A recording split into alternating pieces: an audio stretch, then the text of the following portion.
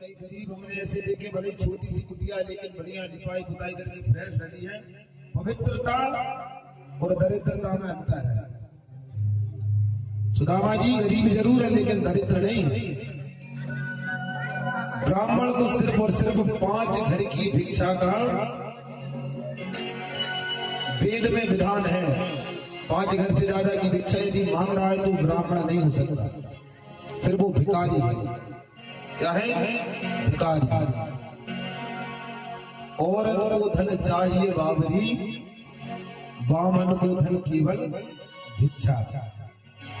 सही बात है ना मित्रा जी? 5 घर की भिक्षा बताई है। और यह भिक्षा ब्राह्मण क्यों मांगता है आप लोगों को पता है? ब्राह्मण भिक्षा क्यों मांगता है? भिक्षा नहीं है वो। अपन कहते हैं ना पंडित जी आकर सीधो लगा दो, कहते हैं ना सीधो ही काय गिरवाए, टेढ़ो काय नहीं। कहते ना पंडित जी आकर सीधो लगा दो, तो जो सीधो है का या अपनी भाषा दिया वो सीधा हम बता रहे क्या है। परशुराम जी ने जब 21 बार पृथ्वी को क्षत्रियों से विहीन किया और सारी भूमि जो है ब्राह्मणों को दान कर दी, लेकिन ब्राह्मण तो सुकोमल सुकुमार होते हैं और खेती बाती उनकी बस की होती नहीं है। आजकल करने लगे हैं लेकिन ब्राह्मण को हल चलाना वर्जित है। ब्राह्मण को दादा सही बात है ना, हल चलाना वर्जित है। तो ब्राह्मणों ने सारी भूमि क्षत्रियों को दी थी। भैया सुनो, ये खेती बाती का हमसे तो होता नहीं है काम, आप लोग जानो, हमें तो बस जब अनाज निकल आए तो सीधा दे देना भैया। तो तब से ही वो सीधा चल रहा है। ये जो भूमि है सब ब्राह्मणों की है, वही दान आप लोगों से ब्राह्मण लेते हैं, ऐसा नहीं है। लेकिन अब आजकल सिस्टम दूसरा है। यदि सारी भूमि को हम अपनी बताने लगेंगे तो पता नहीं क्या हो जाएगा। वेद कह रहा है, हम नहीं कह रहे। लिखा है पुराण में, इस प्रकार से 5 घर की भिक्षा मांग करके अपना जो है सुदामा जी परिवार चलाते हैं। सुदामा जी इतने गरीब हैं कि कोई कोई दिन तो फलाहार करके ही काटना पड़ता है। सुदामा जी की पत्नी है सुशीला। सुदामा जी की पत्नी का नाम है सुशीला जी। सुशीला देवी जानती हैं कि सुदामा जी के मित्र द्वारिकाधीश हैं। एक दिन सुशीला देवी कहती हैं, स्वामी हमने सुना है आपके बचपन के मित्र जो द्वारिकाधीश हैं, आपको उनकी याद नहीं आती? और जैसे ही कृष्ण का नाम सुना सुदामा जी ने तो उनके नेत्रों में आंसू आ गए। अरे बोले याद तो बहुत आती है। अरे कहा याद आती है तो आप मिलने क्यों नहीं जाते? अरे सोचते तो हम बहुत हैं कि मिलने जाएं, लेकिन अपन बहुत गरीब हैं और वो हमारे मित्र हैं, और मित्र के घर जब जाते हैं तो कुछ उपहार लेके जाते हैं। बहुत वर्षों बाद हमारा मिलना होगा, हमारे पास खाने के तो सीधे नहीं है, हम मित्र के पास कैसे जाएं? इसलिए जब भी कृष्ण का दर्शन करना होता है हम अपनी आंखों को बंद करते हैं और यहीं से भगवान का दर्शन कर लेते हैं। सुशीला जी कहती है लो हो गया काम। यदि ये ऐसे आंख बंद करके दर्शन करते रहे जब तक सशरीर भगवान के पास जाएंगे नहीं, तब तक भगवान को पता कैसे चलेगा? कहा स्वामी यदि उपहार का इंतजाम हो जाए तो आप जाओगे? कहा हाँ फिर मैं जा सकता हूं। तो कहा उसका इंतजाम मैं कर दूंगी, आप बस जाने की तैयारी करो। अब सुशीला घर में गई, घर में तो कुछ था नहीं। 5 घर गई, 5 घर से एक एक मुट्ठी चावल ले आई। और 5 घर के यदि आप एक एक मुट्ठी चावल लाओगे तो आपको अलग अलग वैरायटी के मिलेगी। कोई बासमती की खाता है, कोई काली मिर्च वाले खा रहा है, किसी किसी को कंट्रोल ही खा रहे हैं। अलग अलग रहते हैं ना सबके यहाँ, हर ब्रांड के चावल मिलेंगे अलग अलग जब लोग। हम हमारे घर सीधा आता है, हमें पता है हमारे घर कितनी वैरायटी के चावल मिलेंगे ना, आप लोगों के घर नहीं मिलेंगे। सब वैरायटी के चावल मिल जाएंगे। ऐसे ही 5 घर से 5 मुट्ठी चावल ले आए और एक 7 कपड़ों की पोटली बना करके उसमें रख दी। कहा जब भी आप द्वारिकाधीश से मिलो तो ये पोटली उन्हें दे देना, फिर उन्हें कुछ कहने की आवश्यकता नहीं होगी, वो खुद समझ जाए।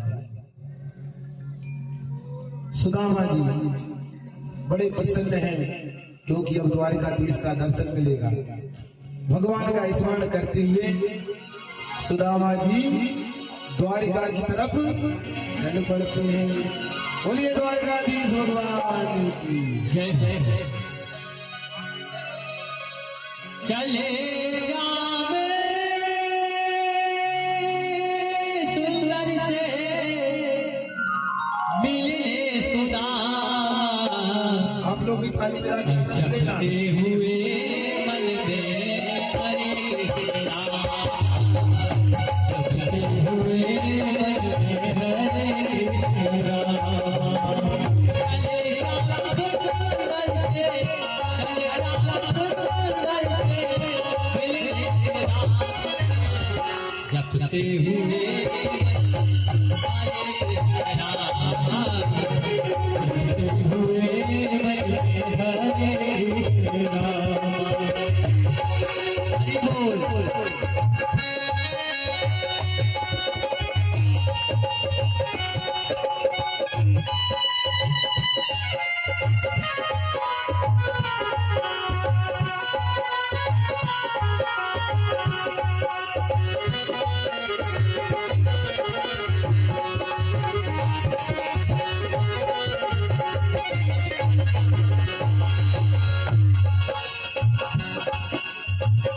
लोटा भगोरी आज लटकाए, लोटा भगोरी आज लटकाए, लोटा भगोरी आज लटकाए, लोटा भगोरी आज लटकाए। कंदुल की बोले बगल में दबाए, कंदुल की बोले बगल में दबाए। पहुंच गए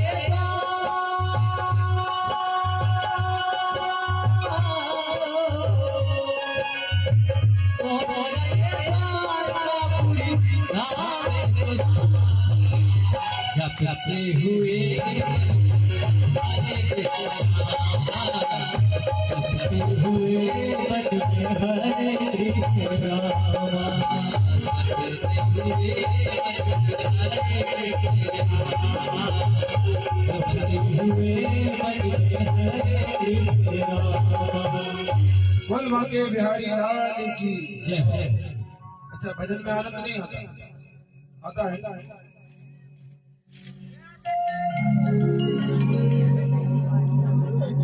सुदामा जी भगवान का स्मरण करते हुए द्वारकाधीश की छवि को अपने हृदय में बसा करके द्वारिकापुरी की ओर चल दिए।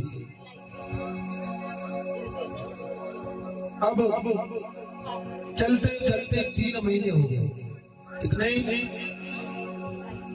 दुबले पतले से हैं सुदामा जी, धीरे धीरे चल रहे हैं।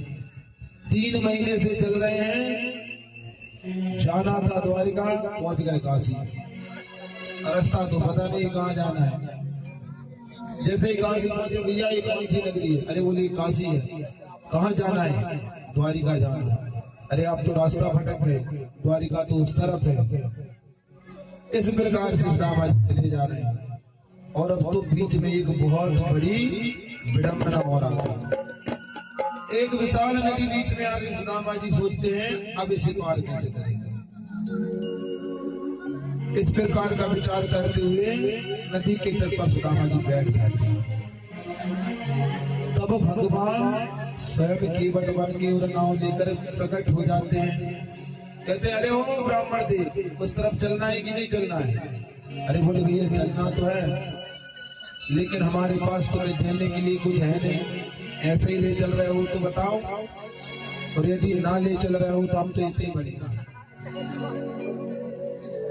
भगवान कहते सुनो, तुम्हारे जैसे भक्तों को मैं बिना कुछ लिए ही पार लगाता हूं।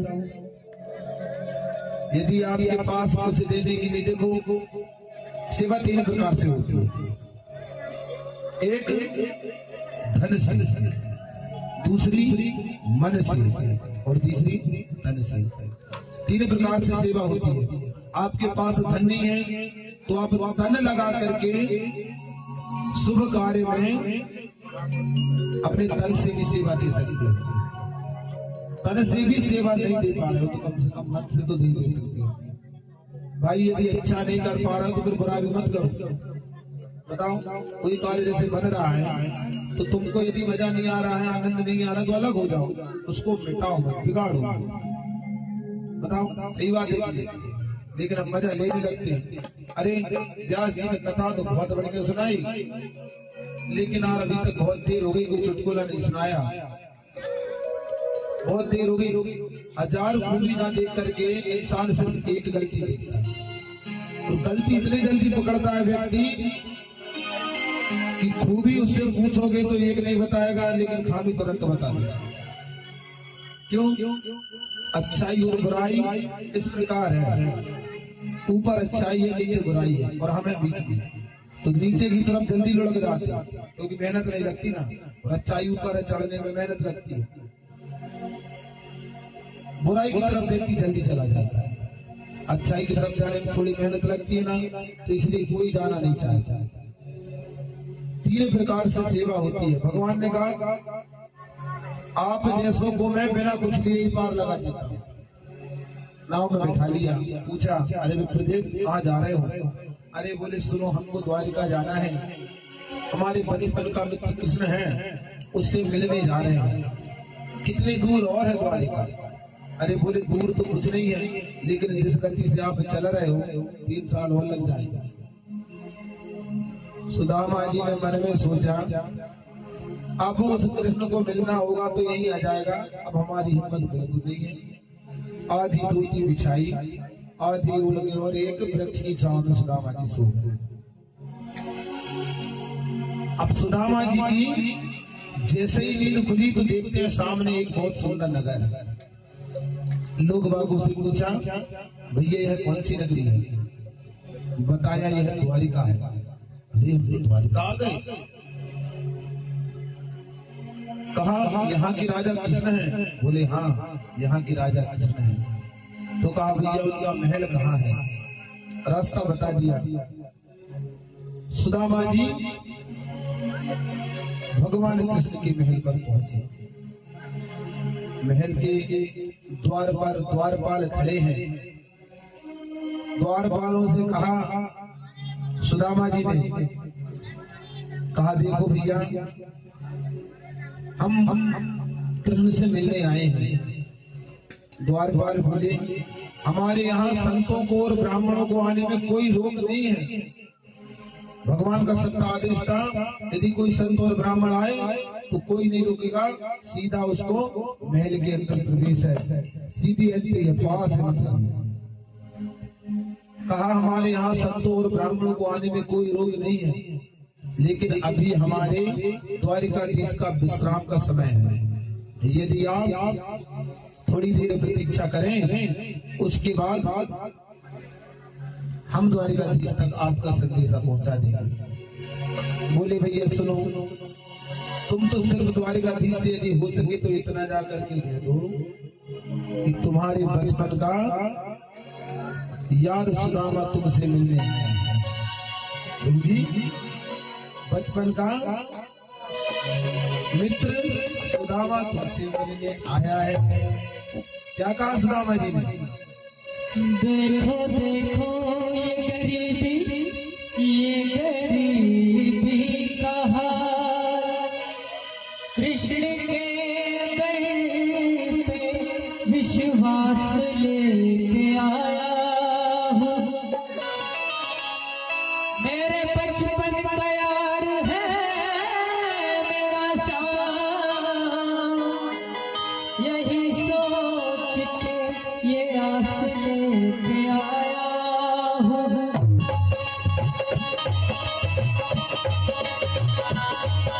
आप लोग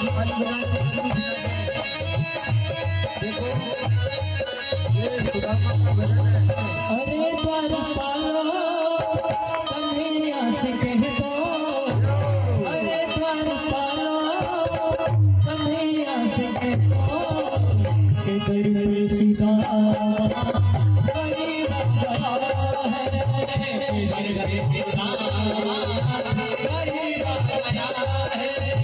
भटकते भटकते न जाने कहाँ से, भटकते भटकते न जाने कहाँ से तुम्हारे महल के करीब आया है, तुम्हारे दिल के करीब आया है।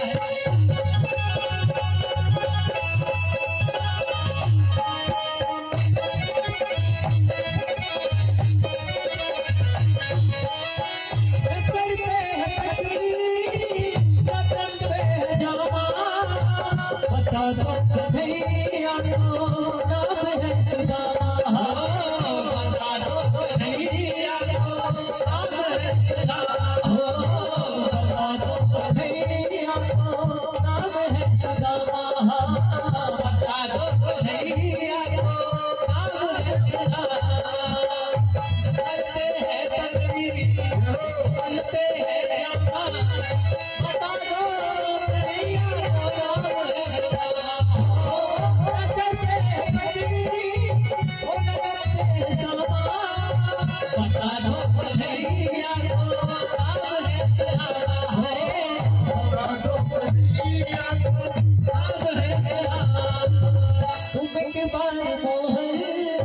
से जाकर के कह दो, तुम एक बार मोहन से जाकर के कह दो कि मिले सदा नसीब आया है, कि मिले सदा नसीब आया है।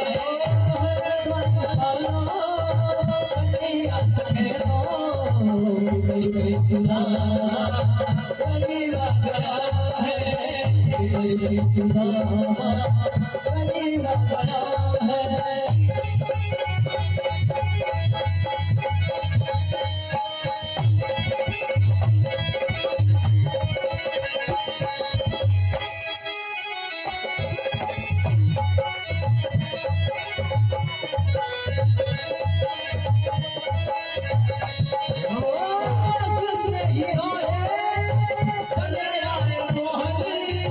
लगाया गले से सुदामा को मोहन, लगाया गले से सुदामा को मोहन, लगाया गले से सुदामा को मोहन। सुनते ही गाने चले आए मोहन, लगाया गले से सुदामा को मोहन। सुनते ही गाने चले आए मोहन, लगाया गले सुदामा को मोहन, लगाया गले सुदामा को मोहन। हुआ रुक्मणी को बहुत ही ये कंधा, हुआ रुक्मणी को बहुत ही ये कंधा, मेहमान के अजीब गया है, मेहमान के अजीब गया है।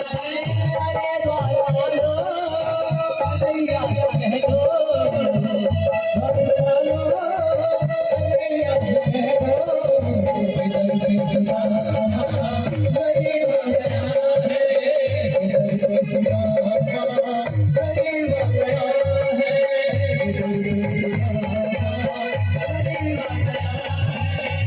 इधर पे सुदामा गरीब गया है, इधर पे सुदामा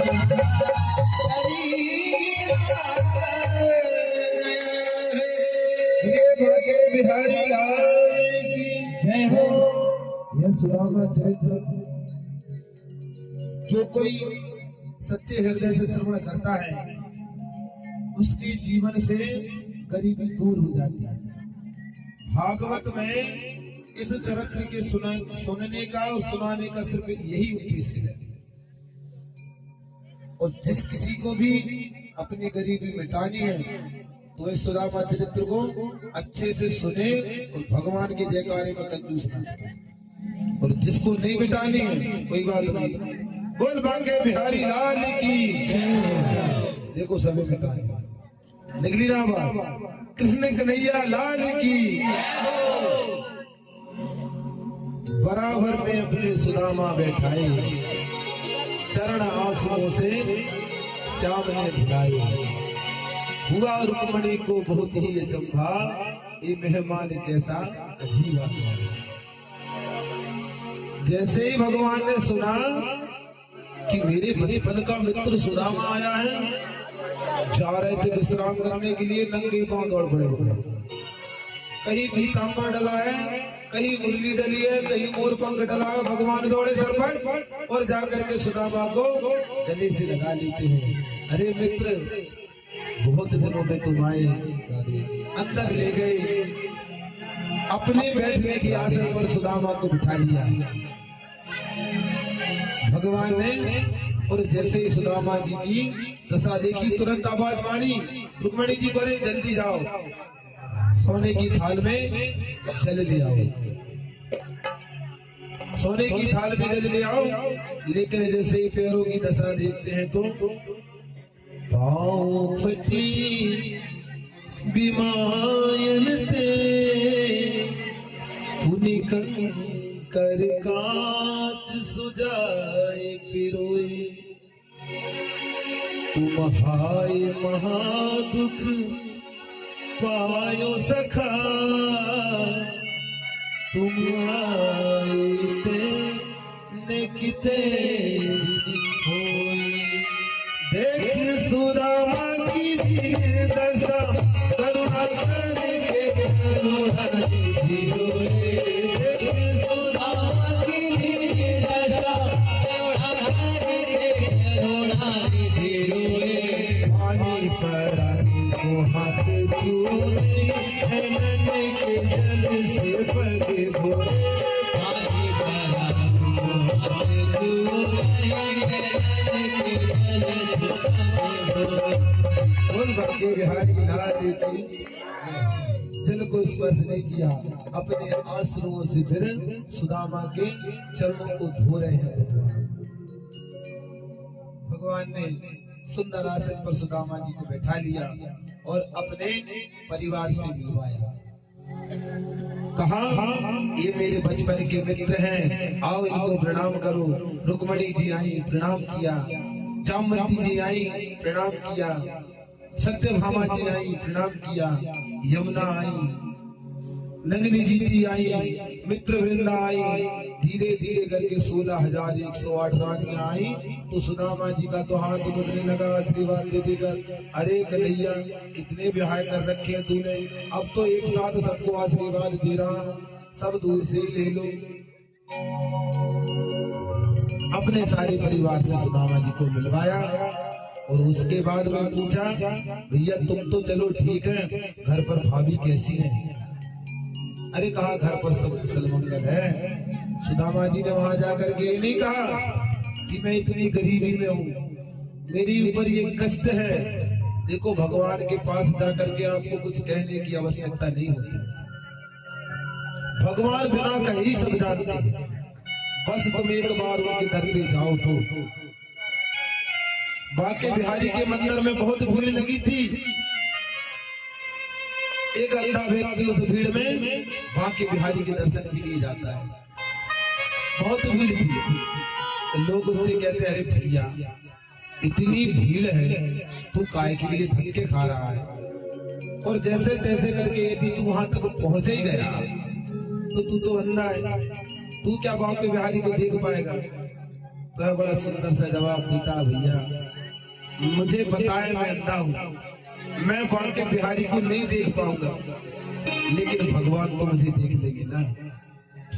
भगवान थोड़े ही अंधे हैं, वो तो मुझे देखेंगे। तब उस मंदिर के महल से कुछ नहीं कहा गया। भगवान के पास सिर्फ जाने की देर है, भगवान बिना कहीं समझे। अरे कहा भैया बहुत दिनों में आए हो, भाभी ने कुछ उपहार तो रखा होगा।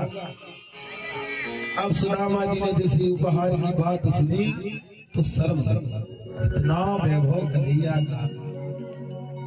और एक पोटली में चावल सुदामा जी रखे हैं तो उस पोटली को धीरे से दबाने लगे ताकि ये देख ले। और जैसे ही दबाने लगे तो भगवान ने जाकर के झट से पोटली छीन ली और खोल करके जैसे ही देखा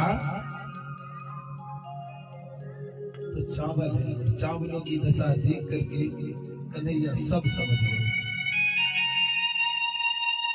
यदि आप और हम किसी के यहाँ कुछ उपहार अपने यहाँ से बना के ले जाएंगे तो उसमें 4 वैरायटी के चावल नहीं हो सकते। कन्हैया सब समझ गए कि सुदामा किस स्थिति में, किस परिस्थिति में अपने परिवार का गुजर बसर कर रहा है। तब भगवान ने फिर कृपा करने की प्रारंभ किया, कृपा करना प्रारंभ किया भगवान। अब देखो भगवान कैसे कृपा कर रहे हैं। हर दाने का मोल देने लगे भगवान, रह जाएगा सृष्टि में बस ही धन्यवाद, बस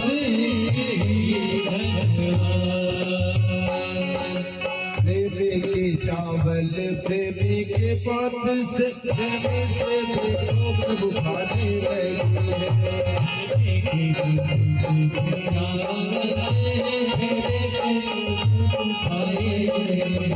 चावल के हर दाने के बदले धीरे का दूध चबाने लगे। चावल के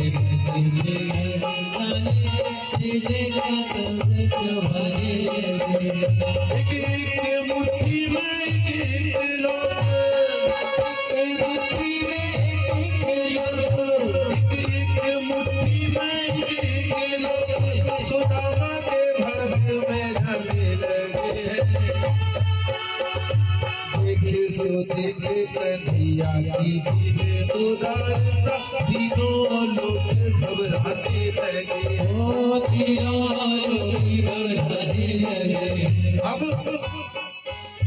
पहली मुट्ठी देते प्रभु ने स्वर्ग सुदामा के नाम किया है, स्वर्ग सुदामा के नाम किया है। दूजी मुट्ठी में पृथ्वी लोक का वैभव विप्र को सौंप दिया है,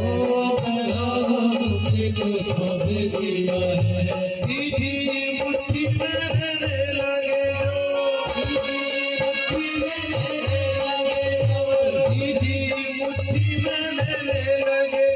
वैकुंठ तो लक्ष्मी में हो जाए। अपना निवास ही दान में तेरा ऐसा दानिए मेरा किया है, अपना दानिए मेरा किया है। अपना निवास ही दान में तेरा ऐसा दानिए मेरा किया है। बोल बंदे बिहारी लाल की जय। पहली मुट्ठी जैसे ही भगवान ने खाई सारे स्वर्ग का वैभव सुदामा को दे दिया। दूसरी मुट्ठी जैसे ही भगवान ने ग्रहण की सारी पृथ्वी का वैभव सौंप दिया। अब जैसे तीसरी मुट्ठी खाने लगे तो रुक्मिणी जी ने आकर के हाथ पकड़ लिया। बोले प्रभु जी क्या कर रहे हो, यदि वैकुंठी दे दोगे तो हम कहाँ रहेंगे। तुरंत पटली छीन ली और कहा अपने मित्र के घर से उपहार आया, सारा आप ही पालोगे, कुछ हमें भी तो दो। तो रुक्मिणी जी, जामवंती जी और सत्यभामा जी तीनों खा गए। इस प्रकार से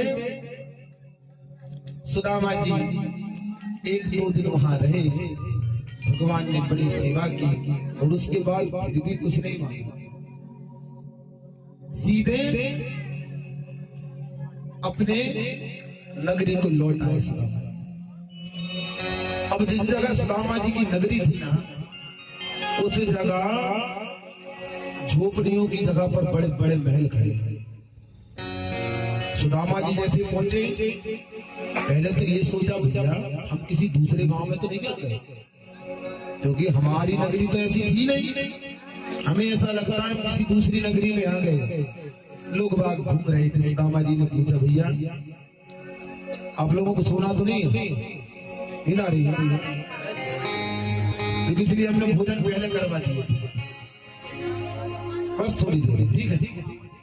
अब ये कौन सी नगरी है? अब ये सुदामापुरी है। अरे सुदामापुरी, मेरा गांव तो ऐसा नहीं था। हो सकता है ये किसी दूसरे सुदामा की पुरी हो। लौट कर जाने लगी तो महल में से सुदामा जी की पत्नी ने आवाज लगा दी, अरे स्वामी कहाँ जा रहे हो? पत्नी को सुदामा जी पहचान गए। देखते ही कहते ये सब क्या है? अरे बोले जो द्वारकाधीश के पास आप गए थे ना, ये उनकी कृपा है।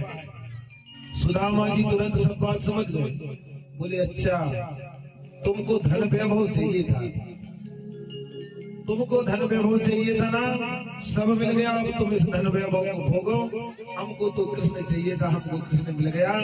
हम वन में जाकर कृष्ण का भजन करेंगे।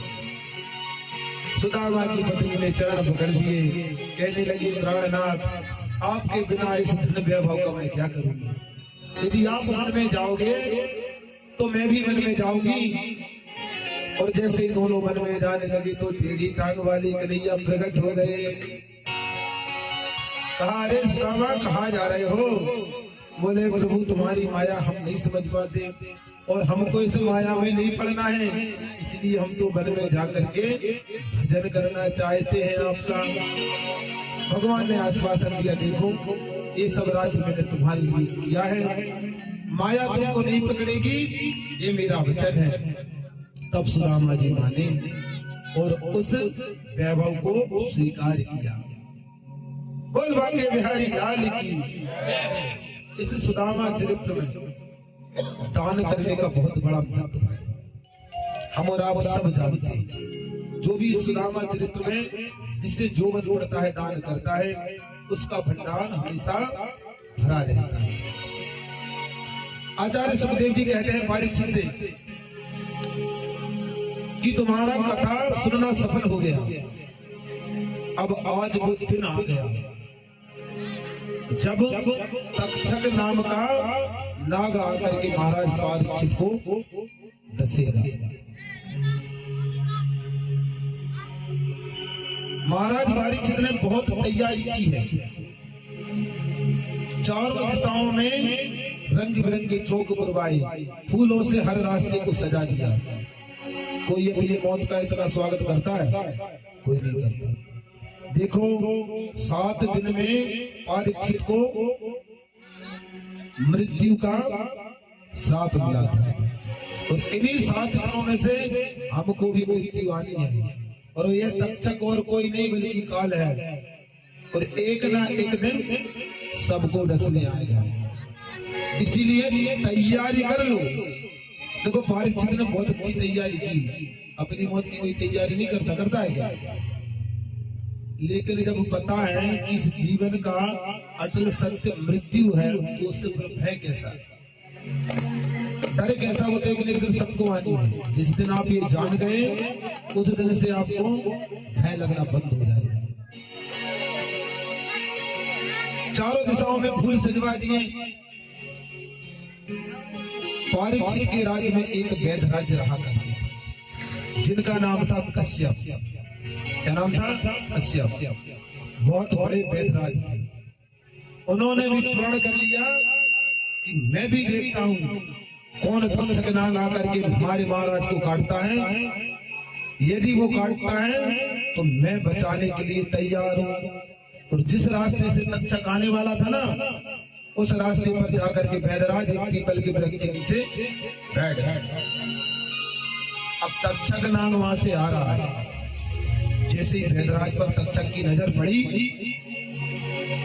मनुष्य का भेष धारण करके वैदराज के पास आ गया। अरे बोले भैया आप कौन, यहाँ कैसे बैठे हो? अरे बोले हमारे महाराज को कोई तक्षक नाम का नाग आकर के आज डसने वाला है, और मैं भी देखता हूँ कि कौन तक्षक है जो हमारे महाराज को आज काटेगा। तब तक्षक कहता है सुनो, हम ही वो तक्षक है जो तुम्हारे महाराज को डसने के लिए जा रहे हैं। अच्छा, तो कहा तुम ये बताओ तुम कैसे बचाओगे तुम्हारे महाराज को। तब वैदराज जी कहते हैं पहले तुम बताओ कि तुम कैसे मारोगे हमारे महाराज को, तुम अपनी शक्ति का प्रदर्शन करके दिखाओ। उस तक्षक ने उस पीपल की जड़ में अपना फन मारा तो सारा पीपल उसी समय सूख कर काला पड़ गया। उस पर जितने पक्षी बैठे थे सब काले पड़ गए, सब सूख गए। इतना जहरीला था तक्षक। अब वैदराज से कहा तुम बताओ कैसे बचाओगे। तो वैदराज जी भी बड़ी ऊंची चीज थी, उन्होंने अपनी औषधियों का लेप बनाया और जिस जगह तक्षक ने अपना फन मारा था उस जगह लगाया तो देखते ही देखते सारा वृक्ष हरा हो गया। जो पक्षी सूख गए थे फिर से चहकने लगे। तक्षक को बड़ी चिंता हो गई। तुरंत ब्रह्मा जी का ध्यान किया, प्रभु हमें तो लगता है श्रृंगी ऋषि का श्राप पूरा नहीं होगा। ब्रह्मा जी ने कहा देखो पूरा जरूर होगा, लेकिन तुम यहाँ तक आ गए हो ना, परीक्षित को बाद में पहले इन वैदराजे का उद्धार करना है। छोटा सा रूप बना करके वैदराज की पोटली में वह तक्षक बैठ जाता है। इस प्रकार से टांगते थे पहले पोटली डंडे से, तो ऐसी जगह तक्षक ने काटा कि जहां अपना हाथ नहीं पहुंचता, क्योंकि तक्षक को पता था यदि और कहीं इनको हमने डसा तो ये लेप लगा करके ठीक हो जाएगा। पहले वैदराज का उद्धार हो गया।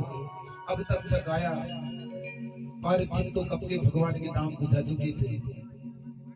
जैसे ही तक्षक आया और उसने जब स्वागत देखा तो एक घड़ी उसके मन में तो ये विचार आया कि इतने सुंदर, इतने सुशील, इतने सज्जन राजा को मैं डसूंगा, बहुत बड़ा पाप कर रहा हूं। लेकिन ब्रह्मा जी की बात याद आई,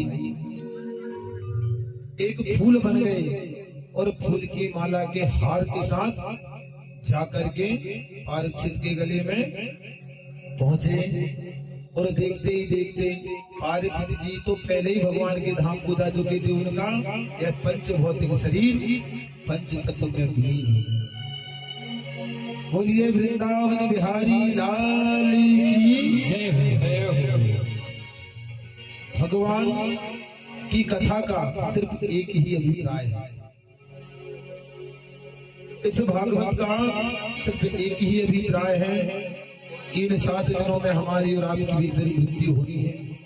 जिस तरह भगवान की कथा श्रवण करके परीक्षित ने मोक्ष प्राप्त कर लिया, हमको और आपको भी यदि मोक्ष प्राप्त करना है तो भगवान की कथा को विधि पूर्वक सुने। भागवत कराना बड़े सौभाग्य की बात होती है, सब नहीं करा पाते हैं, और जो करा लेता है और उसको विधि पूर्वक सुन लेता है। देखो कराना तो ठीक है, पैसे वाले करा लेते हैं, लेकिन सुनना विधि पूर्वक बहुत जरूरी है। जो सुन ले यदि विधि पूर्वक तो उसका मोक्ष निश्चित है, क्योंकि भागवत में भगवान के 24 अवतारों का वर्णन है। और कलयुग में तो हमारे तुलसीदास जी बाबा ने सिर्फ और सिर्फ नाम की महिमा बताई है। राम से बड़ा नाम राम का नाम।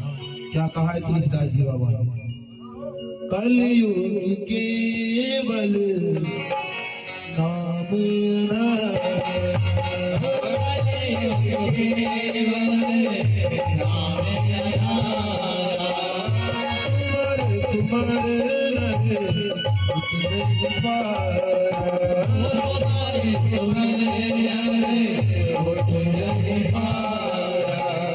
जय सिया राम, जय सिया